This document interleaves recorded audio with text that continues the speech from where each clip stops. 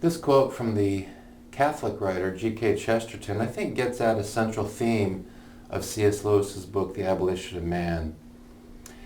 And Chesterton writes that there is something almost frivolous about the incapacity to think firmly and magnanimously about the first things. And this is actually a quote I memorized when I was an undergraduate, and I didn't have to memorize it. No one asked me to memorize it. I wasn't required to. But the sentence just struck me as meaningful and as important, and so I committed it to memory. There's something almost frivolous about a person's inability to think seriously, to think deeply about things of first importance. And for Chesterton, this would be things related to God, questions related to the meaning of life, questions related to right and wrong. There's something frivolous about the inability to think seriously, to think firmly, to think magnanimously, Chesterton says, about questions of primary importance. Now, he uses that word magnanimous, and this is a word that also comes up in Lewis's Abolition of Man. And it's a word usually in 21st century America now, if we refer to a person who is magnanimous, usually the context is this is a person who is very generous, a philanthropist, for example, giving money to good causes. We could refer to this person as a magnanimous person. But in the Latin sense, the word gets at someone who has a great soul. Magnus meaning great, as in,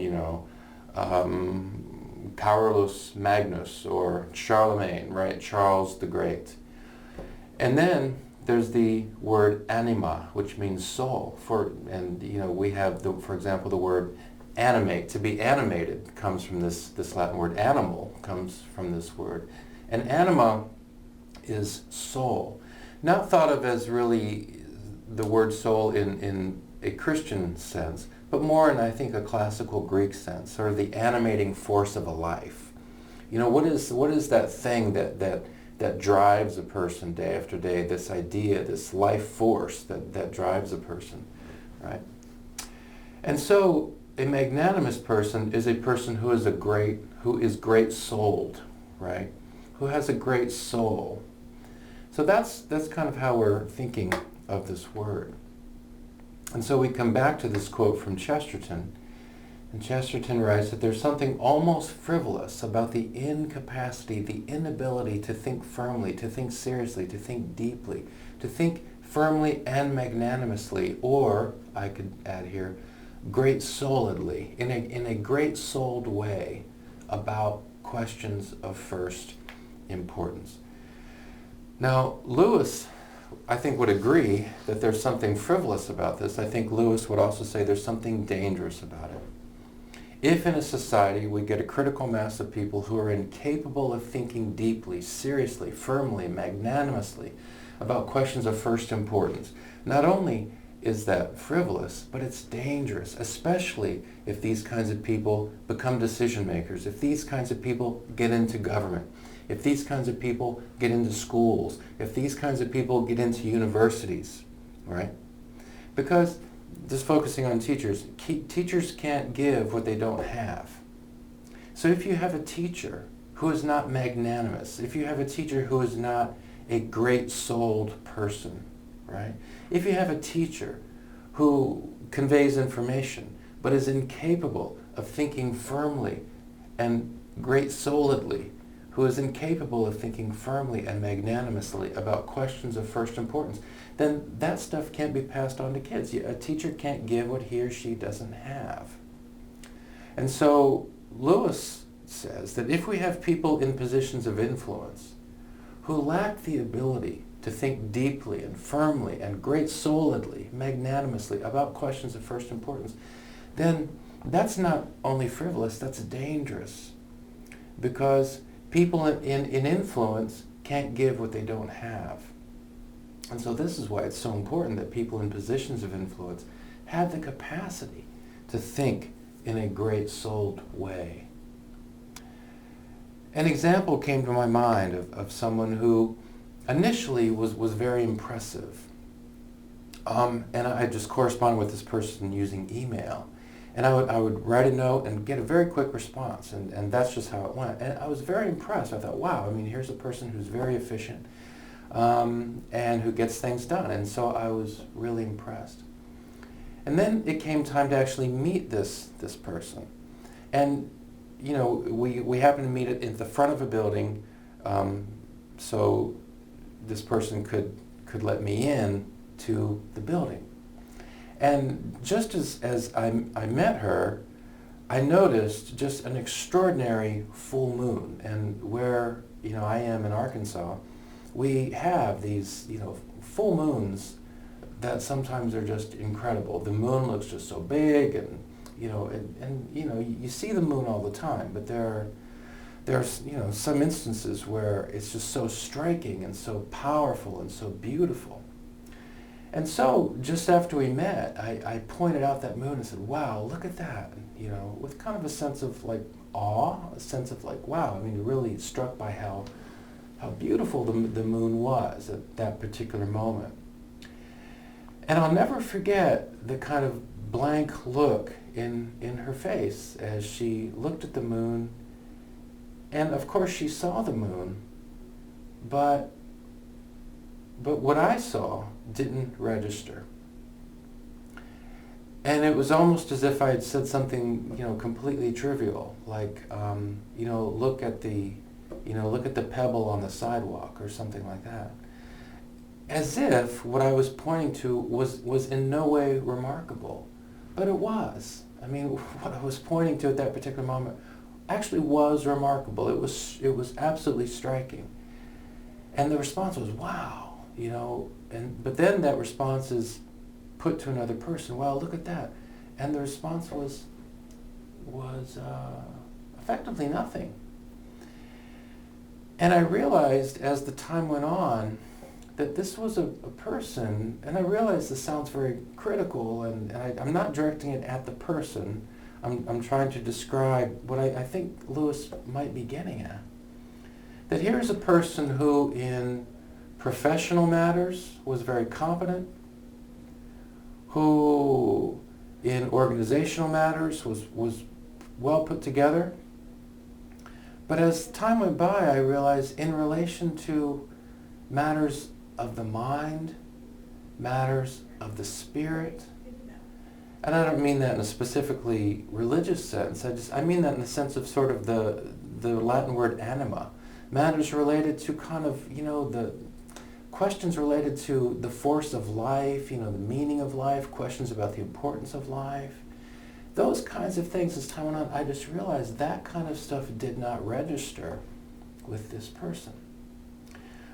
Well, okay, you know, whatever, you kind of move on. But what did become a matter of concern, although I never said anything about it, what did become a matter of concern is that not long after that, I learned that this person was elected to sit on a school board. That is, this person was elected to sit, I imagine because of her great professional efficiency, she was elected to sit on a school board that is overseeing a local educational system. And that's when I thought, oh wow, you know, this is a disaster. Because we have someone who will have influence over education, who has no idea of the kinds of things that Lewis is writing about, who has no conception of what the first things could be. And that struck me as really sad, that we have a person who's going to be overseeing a school district, going to be making decisions related to education. But this person, however efficient, you know, she is in the workplace in terms of just efficiency and data and getting things together that way, an inability even to recognize the importance of important life questions. And I thought, what will the consequence of that be for students? If the only conception we have of education is that education is about the conveyance of information. Education is about the conveyance of information so that people can learn to be efficient, productive humans in the workplace. Certainly that's important. In the workplace we need efficiency. In the workplace we need productivity. We need people who can crunch the data, who can do the numbers. We need all of that. But Lewis says, but we also need, at the same time, people who are good at that. But at the same time, we need people to be great-souled. And I think most people would agree. You know, the best thing is to have somebody who's efficient at work and great-souled and capable of thinking deeply and firmly, magnanimously, great-souledly about questions of first importance. A question at the heart of Lewis's Abolition of Man is what happens if people, you know, who in a spiritual, moral sense are kind of like the image we have on the bottom there. What happens if they become the decision makers? What happens if they become the influencers? Then what happens to the soul of a society? Lewis begins the book by, you know, discussing a textbook where we have a quote and people are looking at a waterfall. And one person says that the waterfall is pretty and the other person says that the waterfall is sublime. Now these words kind of go together. These words, you'll probably find them in a thesaurus, you know, as synonyms, but they have different connotations. They mean different things. So I looked it up. Pretty means something is pleasing or attractive. It's lovely, it's good looking. And so you could say, oh, what a pretty waterfall. It's pretty. And probably all of us have seen pretty waterfalls. But then there are other waterfalls that are sublime. There's something, and here's where it gets tough because it's hard to really put it into words. It's something that's more felt, and this is really Lewis's point. There's some things that you can't really get at with words. You just feel them, right? You feel them. There's that depth of feeling. It's kind of like that moon, right? If I described that moon to you, it would just sound like just a normal, you know, full moon, but the moon is bigger, right? But what I was responding to is a kind of feeling that's impossible to put into words. It was sublime. I've seen a lot of pretty full moons, but this one was sublime. There was something about it that was exalted. There was something about it that inspired awe. There was something about it that seemed to have an almost kind of spiritual power. There was something about it that stirred the mind, that stirred the soul. And we won't go into details about what Lewis says about this, but again, to get back to a central question of Lewis's book, The Abolition of Man, what happens if people are incapable of seeing sublime things? And when they see things that are sublime, they only see what's pretty. So you have the sublime there. You have something that's awe-inspiring there.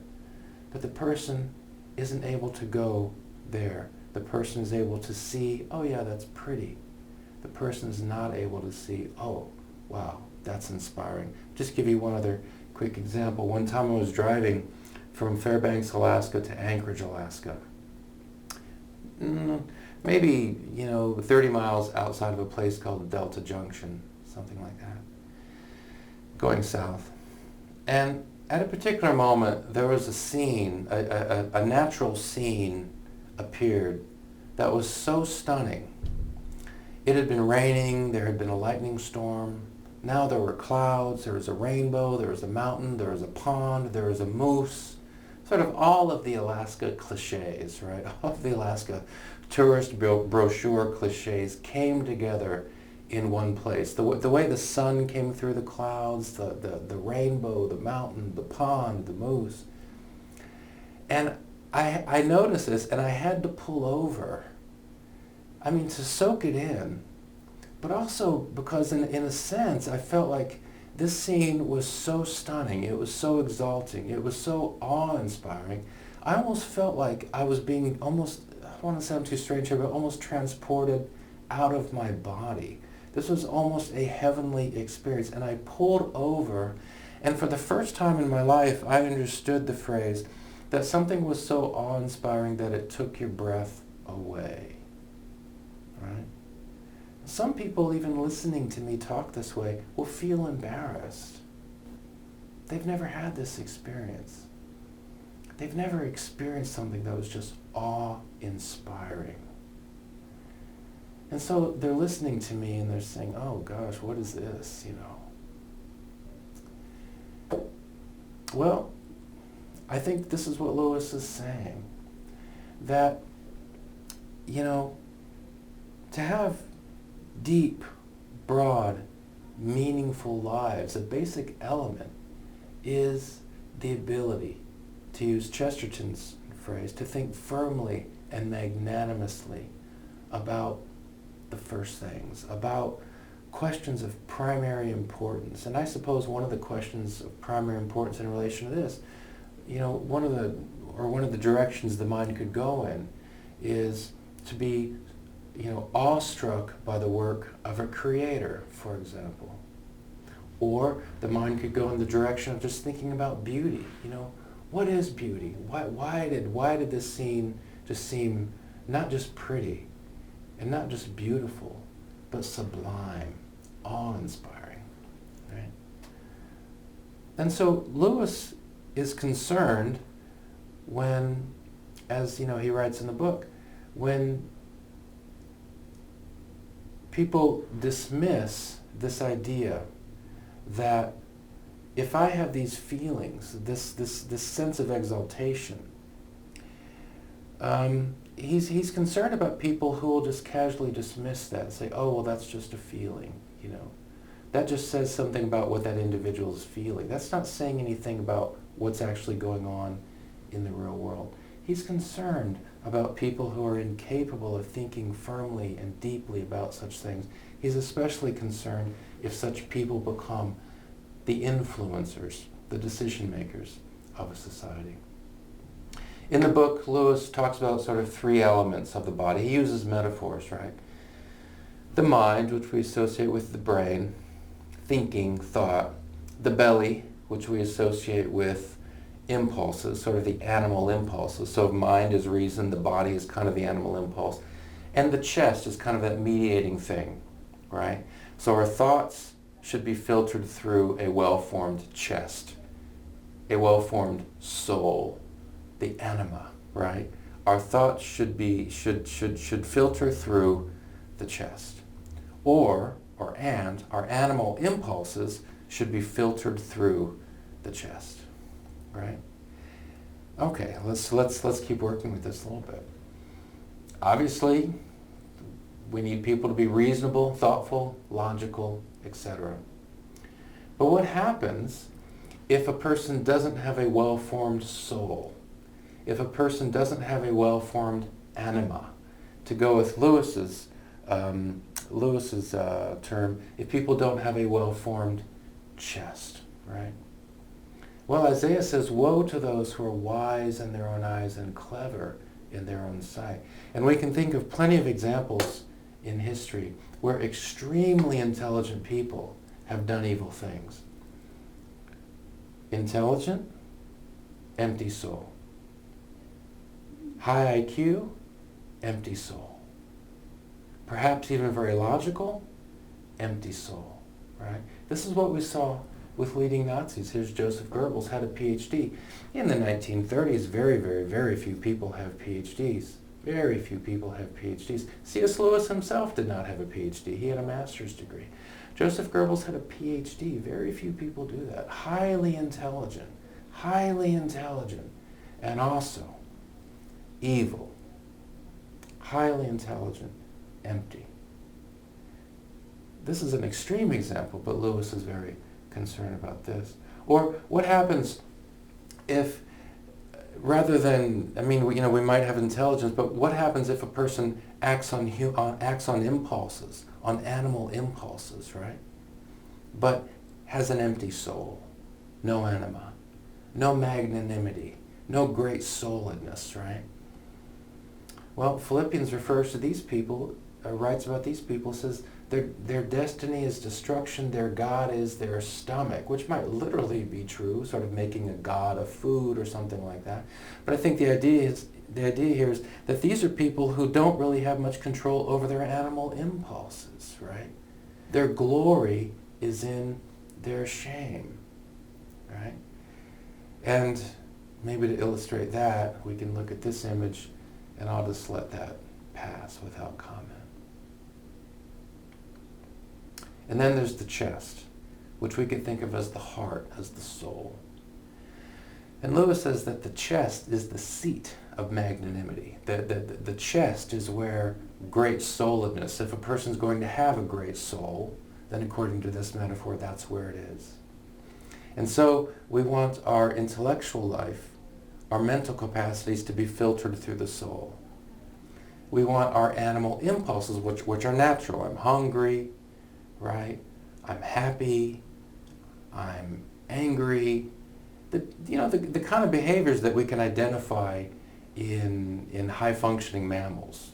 The kinds of behaviors we can identify in chimpanzees, right, for example, who seem to demonstrate kindness to one another, but who also can be incredibly cruel. Those kinds of impulses, we share a lot of these impulses with other creatures. We want those impulses also to be filtered through the chest. Lewis says that the chest is the seat of magnanimity. The chest is the seat of great souledness, right? If a person's going to have a soul, that's where it is. So thought, animal impulses, the soul, right? And so the goal, what Lewis wants to encourage, is seeing with great soul, seeing great souledly, right? Now, one of the things that I don't think Lewis does in any explicit way is tell us how to do this, right? And I think one of the tough things is that I don't think it's really possible to say, okay, here's the 3-point plan on how to teach great souled seeing. If we want our kids to see in a great souled way, well, then we need to do step 1, step 2, step 3. I think this is something that's more caught through example than specifically taught, the way we would teach algebra, for example. We would teach algebra saying, here's step 1, step 2, step 3. This is a different kind of thing. This is learned in a different kind of way. Lewis refers to this quote from Aristotle. Aristotle says that basic moral education has to do with questions of what should cause us pleasure and what should cause us pain. What kinds of things should cause us to rejoice? What kinds of things should make us angry? I mean, there are some things that are worth being angry about, and St. Paul acknowledges this. There's some things that are worth being angry about. What are they? There's some things that merit admiration. What are they? And basic moral education is about that, knowing the kinds of things that should cause us to rejoice, knowing the kinds of things that should cause us grief. It is with pleasures and pains, it is with things that cause us joy, and it is things which cause us grief that moral goodness is concerned. Moral goodness is concerned with those things. Hence the importance, as Plato says, and Plato is Aristotle's teacher, hence the importance, as Aristotle's teacher Plato says, of having been trained in some way from infancy, from the very earliest stages in life, to feel joy and grief at the right things. That's what true education is. True education is that. What should cause us joy? What should cause us grief? What should bring to us a feeling of awe? What should bring to us a feeling of disgust? And these kind of things can be talked about, but I think that they're mostly learned through example. So let's keep going. When we think about young men, 18, 19, 20, 21, 22, jumping off boats off the coast of France, heavy weights on them, 40, 50, 60 more pounds, running through the water, running through sand, running into machine gun fire, artillery is exploding around them, mines are exploding around them. And why are they doing this? They're doing this to liberate people who are held captive by the Nazi regime in the Second World War, right? That's why they're doing it, right? This is all about, not about conquering some other country to take it over. This is about conquering an enemy to liberate millions of people. How should we feel about that? I think we should feel a sense of respect. I think we should feel a sense of honor. I don't know that that lesson can be taught in a step 1, step 2, step 3 kind of way, but we can talk to young people about this. Look, this is something that deserves attention, okay? Does this deserve attention? I'm reluctant to say so. I'm reluctant to say so, that this really merits time and attention. This merits time and attention. The incredible courage of this Venezuelan figure, Maria Corina Machado, who, in the moment this photograph was taken, stood up and challenged the dictator Hugo Chavez of Venezuela. Hugo Chavez, who did so much to throw his country into ruin, a country that could be wealthy, and yet it's a country that's desperately poor. And more than any other single human being, the dictator Hugo Chavez is responsible for that. And Maria Corina Machado rose up one day in the legislature of Venezuela and challenged him. And you can see that she's surrounded by Hugo Chavez's goons. She's surrounded by Hugo Chavez's jackals. It's a moment, it's incredibly inspiring. How should we feel about a woman who, although surrounded by jackals, looks into the face of a dictator and challenges that dictator, calls that dictator a liar, says that he knows he's lying to the people of Venezuela? There's something awe-inspiring about that. And what we need, Lewis says, are leaders, people of influence, writers, teachers, pastors, youth pastors, parents, who are able to pass this on to people. This is something that merits attention and admiration. Or the case of Paul Rusesabagina, who risked his life during the Rwandan genocide of the early 1990s to save the lives of others in Rwanda. There's something admirable about this. We want to revere the courage that it took for Paul Rusesabagina to do this. And people in positions of influence, any kind of influence, parents, teachers, political leaders, etc., can point this out to others. Here is something that deserves attention. Here is something that deserves respect. We can look at this example that comes to us also from the 1990s, the Oklahoma City bombing. This powerful photograph of the firefighter who goes into that building that was destroyed by a domestic terrorist and killed so many people, including this little baby girl. The courage of these people who, when the rest of us run out of the buildings, they run to the building that's on fire. When the rest of us flee the destruction, they run toward the destruction. That's the kind of thing that should be admired. That's the kind of thing that deserves attention. This is the kind of thing, if we reflect on it, can stir the soul.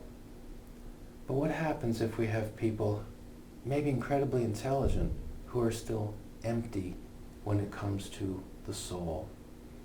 The chest is empty. Perhaps they knocked the SAT exam out of the park. Perhaps they got 5s on every single advanced placement exam they took, right? But still empty. What happens if people can look at this photo and not feel inspired? Cannot feel also profound sadness because of what this event did to innocent people like that baby girl? What happens if we have people who can, like the people looking at the waterfall, they can say, oh, that's pretty, but they're not capable of sensing the sublime? What happens if someone can hear about Paul Rusesabagina or Maria Corina Machado and can say, oh yeah, wow, that's brave, but not feel it deeply? There's something frivolous about the incapacity to think, to feel firmly and deeply and magnanimously about questions of first importance. What is courage? What is courage? What does it take to be courageous? What does it take to be courageous? This is the kind of thing we should admire. So Lewis, picking up on Aristotle, refers to the importance of education. What a tragedy it would be if our schools and our universities had teachers and professors who were good at teaching information, but who were unable to convey matters of the soul. I'm not here speaking about teaching theology or specifically even spiritual things, but who are incapable of conveying a sense of awe and wonder, or of justified anger as something that's evil, right? What happens if such people get into positions of influence? So we need teachers and leaders who can help the rest of us to see, to think, to feel deeply. And I'm not talking about being emotional, I'm not talking about being sentimental, I'm talking about feeling something deeply, appreciation, awe, justified anger at the right things.